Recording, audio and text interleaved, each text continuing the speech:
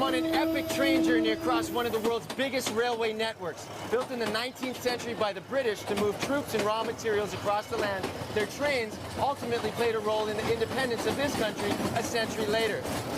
Their tracks are some of the longest and oldest anywhere on the planet.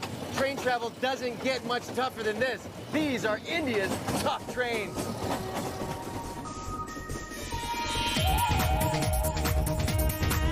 India is the world's 7th largest country with a population of over 1.2 billion. It's also the world's biggest democracy. It's famous for its commercial and cultural wealth, being a region of historic trade routes and vast empires. India is famous for its British-built railway system, but riding on the trains here is anything but British. On Indian trains, a ticket doesn't necessarily guarantee a seat. Giving up your seat for the elderly would be great if you actually had one. And safety becomes a major concern when the only part of you inside the moving train is your hand.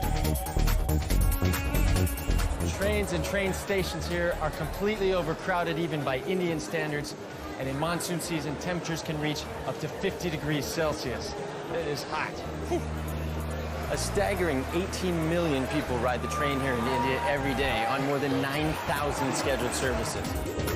The Indian Railways network is the 4th largest in the world, after the US, China, and Russia.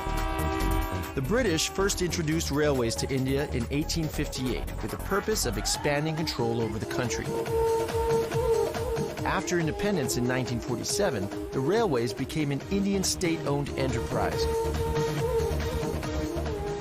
In my journey across India, I traced the independence struggle that created the world's largest democracy and the role the railways played in it. My train journey begins in the town of Muzaffarpur in Bihar, where I take a local train to Motihari to discover Gandhi's first anti-colonial campaign.